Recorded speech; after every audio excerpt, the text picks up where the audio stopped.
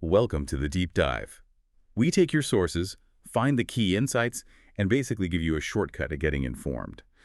Today, our mission is to unpack some really fascinating material, focusing on a defense of a well-known, sometimes controversial figure in Catholic media, John Henry Westen. But before we get into that, we should mention that this whole discussion comes from some insightful content over at www.epistles.online. If you're looking for an online Catholic resource, one that really tries for a balanced view, not strictly modernist, not ultra-traditionalist, it's definitely worth checking out. The author there, a male writer, offers some deep takes that we'll be digging into today. Yeah, and what's really interesting is how this material just throws you right into a pretty live debate happening in Catholic circles right now. It touches on media, leadership, even what faithfulness really means today. It definitely makes you ask questions about how we get our information and, well, how we judge the people providing it. Okay, let's get into it then. Our deep dive today is centered on this piece in defense of John Henry Westen. So, starting off, who exactly is John Henry Westen, according to this source material? What makes him, significant and maybe controversial? Well, the source makes it clear he's not your average, comfy Catholic influencer. That's the phrase used. He's described as the co-founder and sort of the main public face of LifeSiteNews LSN. That's a global media apostolate focused on pro-life, pro-family issues. It was founded way back in 1997. So yeah, he's been doing this for over 25 years. Right, and here's a part that really jumps out. The source says he spent over 2 decades standing in the fire, reporting inconvenient truths, naming names, and doing what 99.99% of Catholics won't dare do, including many clergies. Tell the truth when it hurts. I mean, that's quite a statement from the author. It is. It paints a picture of someone pretty intense, willing to take heat for what he reports, sets a certain tone. Definitely.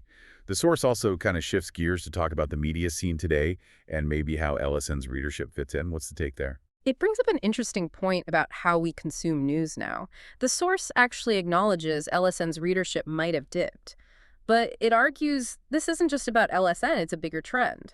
Americans apparently don't read news so much anymore. They listen. Listen. Like podcasts. Exactly. It cites research 42% of Americans 12 and up listen to podcasts monthly, and guess which ones are growing fastest? Let me guess. Religious and political commentary. You got it. The source basically claims reading is now a chore for most people, unless maybe you're paid for it. Interesting perspective.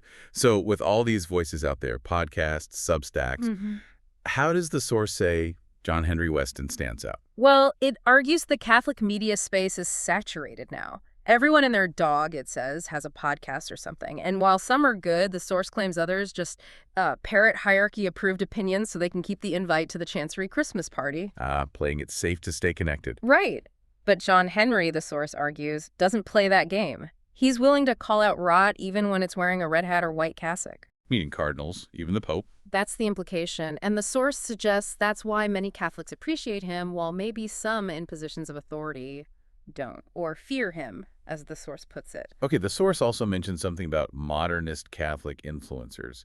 What's that about, and how does it relate to outlets like LSN? Yeah, this part points to a real tension. It talks about a wave of modernist Catholic influencers dancing on TikTok with watered-down doctrine. This is presented as a challenge, potentially splitting the traditional donor base for outlets like LSN, described as mostly elderly faithful Catholics in the U.S. So a generational or maybe ideological divide affecting support. Seems like it. And the source also notes how, minor errors on LSN headlines can spark calls for cancellation, but then it contrasts this with, say, America Magazine, which the author labels with that very provocative term, Jesuit Disney Plus theology, saying its traffic is reportedly growing. Wow, Jesuit Disney Plus theology, that's pointed. And it leads to the author's point that popularity doesn't equal orthodoxy.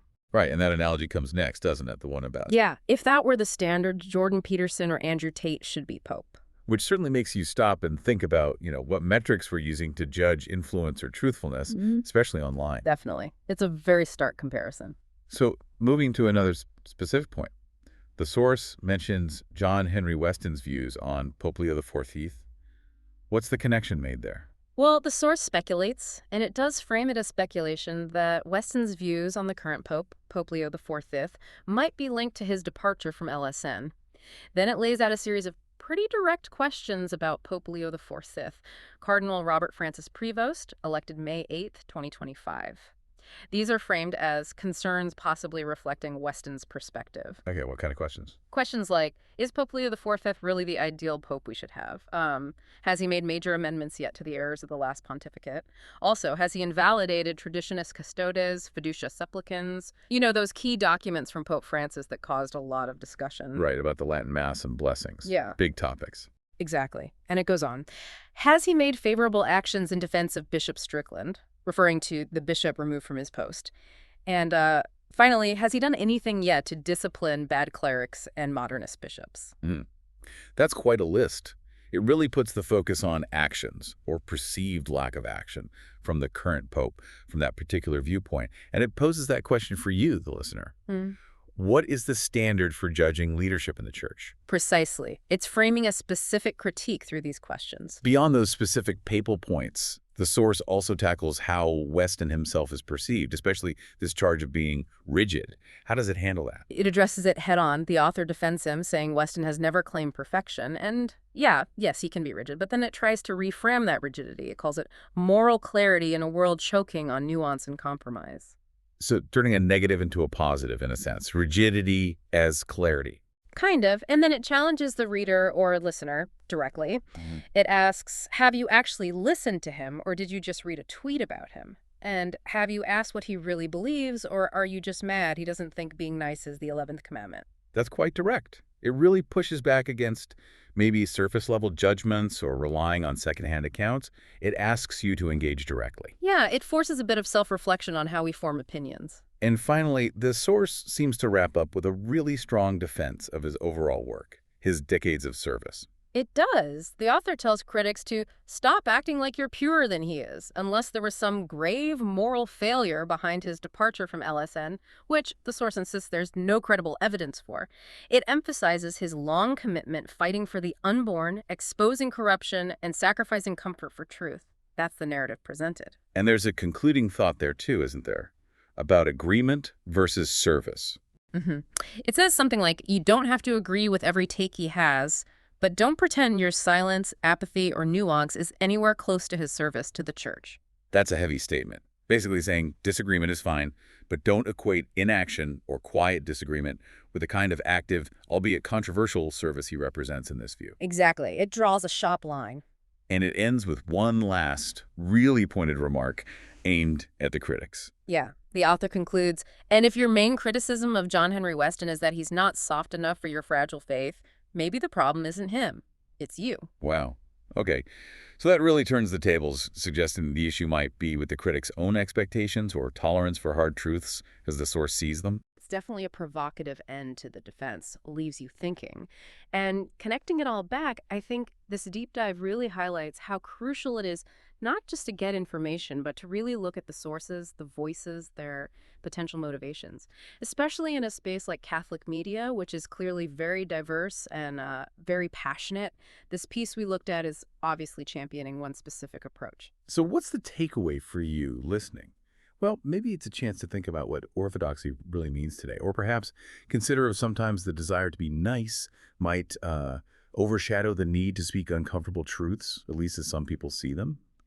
It might even make you reconsider how you evaluate public figures who push against the grain, whatever their views are. It encourages looking deeper than just the headlines. And that brings us to the end of our deep dive into this defense of John Henry Westen. Just a reminder, this whole fascinating conversation was sparked by material found over at www.epistles.online. Again, that's an online resource aiming for a balanced Catholic perspective, not leaning too far modernist, not too far ultra-traditionalist. Yeah, the author there, who we've been drawing from, is doing some really important work from his perspective. We definitely encourage you to check out www.epistles.online and maybe subscribe to the website and also to the Catholic Epistles podcast. You should find it on whatever platform you're using right now. Absolutely. This apostolate, this mission offers insights freely and accessibly, which is vital. So we'd warmly invite you to support this mission if you can in any way possible, just to help keep this valuable resource going and available for everyone.